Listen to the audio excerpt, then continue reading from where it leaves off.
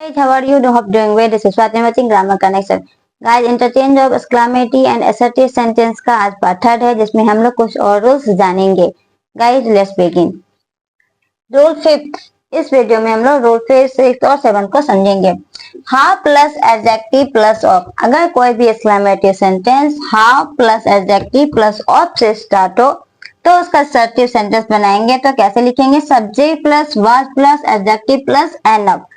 इस तरह से हम लोग चेंज करके बनाते हैं असर्टिव सेंटेंस. कैसे? तो how kind of, how adjective of मतलब हाउ, ये हो गया हमारा एडजेक्टिव और काइंड ऑफ. तो हाउ एडजेक्टिव ऑफ और हाउ काइंड ऑफ से हमारा एक्सक्लेमेटरी सेंटेंस स्टार्ट है. एक्सक्लेमेशन मार्क है. हिम टू सेव मी, इसका असर्टिव सेंटेंस कैसे बनाएंगे? क्या बताया? सब्जेक्ट, सब्जेक्ट यहाँ पे हिम है. हिम का मतलब ही, यहाँ पे सब्जेक्ट और नॉमिनेटिव केस में आ रहा है तो ही हो गया हिम से. फिर वाज हो गया. फिर एडजेक्टिव क्या है? काइंड, तो काइंड ले लिया. फिर एनफ तो एनफ. फिर टू सेव मी तो टू सेव मी. तो किस तरह चेंज हुआ? हाउ एडजेक्टिव ऑफ मतलब हाउ काइंड ऑफ का he was kind enough. Subject plus verb plus adjective plus enough. He was kind enough to save me to save me. Clear है? ये subject कहाँ से आया? तो यहाँ से आया. यहाँ ये हिम था तो यहाँ नॉमिनेटिव केस में ये ही बन गया. अबे how foolish of me to marry her, फिर एक्सक्लेमेशन मार्क है और how plus adjective plus of है. तो इसका कैसे बनेगा असर्टिव सेंटेंस? तो आई, यहाँ पे क्या है? मी, तो मी का हो गया आई. यहाँ सब्जेक्ट बन गया subject plus was, I was. फिर एडजेक्टिव फुलिश जो था वो, तो आई वाज एडजेक्टिव एनफ मतलब I was foolish enough to marry her. यहाँ पर है तो टू मेरी हर हो गया. Means I was foolish enough to marry her. तो इस तरह से ये बनता है. मीन्स अगर exclamatory sentence how plus adjective plus of से स्टार्ट हो तो असर्टिव सेंटेंस भी हम लोग स्टार्ट करेंगे subject plus verb plus adjective plus and up से. और अगर सब्जेक्ट हमारा इसी एक्सक्लेमेटरी सेंटेंस में रहता है तो हम लोग उसको बना देंगे. क्लियर है? रूल 5 समझ में आ गया. हम लोग रूल 6 पर जाते हैं. अगर एक्सक्लेमेटरी सेंटेंस अलास से स्टार्ट हो तो उसका कैसे बनाएंगे? इट इज सेमली सैड या it is sad to think. Alas मतलब दुख प्रकट करना. जब एक्सक्लेमेटरी सेंटेंस अलास से स्टार्ट हो तो उसका असर्टिव सेंटेंस बनाते हैं. इट इज सेमली सैड तो दे करके बनाते हैं, या it is sad to think करके बनाते हैं. जैसे alas that he that so young, exclamation mark है और अलास है. मतलब ये एक्सक्लेमेटरी सेंटेंस असर्टिव कैसे बनाएंगे? ही दैट सो यंग मतलब जवानी में ही मर गया. तो इट इज एक्सट्रीमली सैड, दुख की बात है. It is extremely sad.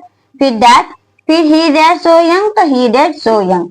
तो it is extremely sad that he that so young. Alas that youth should pass away, फिर एक्सक्लेमेशन मार्क है और अलास है. तो कैसे बनाएंगे? It is sad to think that. दोनों चीज बताया था. इट इज एक्सट्रीमली सैड या it is sad to think that. तो it is sad to think that क्या youth should pass away, youth should pass away जो जैसे लिखा है वैसे ही लिख देंगे. बस अलास की जगह इट इज एक्सट्रीमली सैड या it is sad to think that करके हम लोग बनाते हैं. तो ये रहा हमारा रूल 5 और ये रहा हमारा रूल 6. हम लोग नेक्स्ट रूल पे जाते हैं. रूल 7 में अगर एक्सक्लेमेटरी सेंटेंस ब्रेवो, हुर्रा, फाय फाय इससे स्टार्ट हो तो असर्टिव सेंटेंस बनाने टाइम क्या लिखेंगे? इट इज मैटर ऑफ तो रहेगा ही गाइस. फिर प्रेज या जॉय या कॉन्टेंट प्लस दैट क्लोज मतलब जो रहेगा उसके बाद हम लिख देते हैं. जैसे ब्रेवो के लिए हम लोग प्रेज का यूज करेंगे. अगर ब्रेवो से एक्सक्लेमेटरी सेंटेंस स्टार्ट हो तो हम लोग लिखेंगे it is matter of praise. Clear है? अगर हुर्रा से स्टार्ट हो it is matter of Joy. अगर फाय फाय से स्टार्ट हो it is matter of content. तो ये हो गया प्लस दैट क्लॉज जो रहेगा वो लिख देंगे. कैसे? तो जैसे bravo you have done well, bravo you have done well exclamatory sentence है. तो ब्रेवो है शाबाशी दे रहे तो it is matter of praise. It is matter of praise. Okay. फिर दैट, फिर क्लॉज जो भी था यू हैव डन वेल तो you have done well. Clear है? तो हो गया it is matter of praise that you have done well. फिर है hurrah you we have won the match. Hurrah खुशी व्यक्त कर रहे हैं तो it is matter of joy, it is matter of joy. फिर दैट, फिर क्या है? We have won the match, we have won the match जो क्लोज है वो वैसे लिख देंगे. तो बन गया it is matter of joy that we have won the match. फिर fie fie you are a thief. तो fie fie you are a थिप start है तो फाय फाय के लिए क्या लिखते हैं? It is matter of contempt. फिर दैट, फिर क्लोज क्या है? यू आर अ थिप तो यू आर अ थिप लिख देंगे.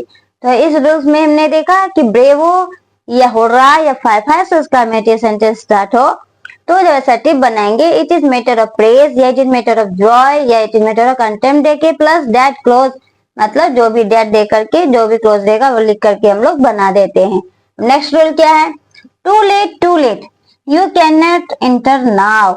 इस तरह का अगर सेंटेंस हो, ये भी एक्सक्लेमेटरी सेंटेंस है, उसको कैसे बनाएंगे, too late you can not enter now, तो बनेगा इट इज नाउ। नाउ पहले लाइन में सेंटेंस वर्ड्स इधर से उधर होके बनता है, इट इज नाउ, फिर too late, it is not too late, किसके लिए, तो फॉर यू, तुम्हारे लिए, it is not too late for you, किसके, to enter, okay, it is not too late for you to enter. Well done, तो that was well done या you have well done, इस तरह से कोई words हो एक्सक्लेमेटरी सेंटेंस वाला well done, तो हम कैसे बनाएंगे, यू हैव वेल डन या दैट वाज वेल डन, इस तरह से करके बनाते हैं।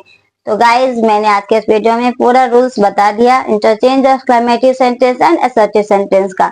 आई होप आपको अच्छा लगा और समझ में भी आया होगा। नेक्स्ट वीडियो में मैं आपको इसके एग्जांपल सॉल्व करके बताऊंगी। अगर आज का ये वीडियो अच्छा लगा, वीडियो को लाइक करें, शेयर करें, चैनल को सब्सक्राइब करें। जय हिंद।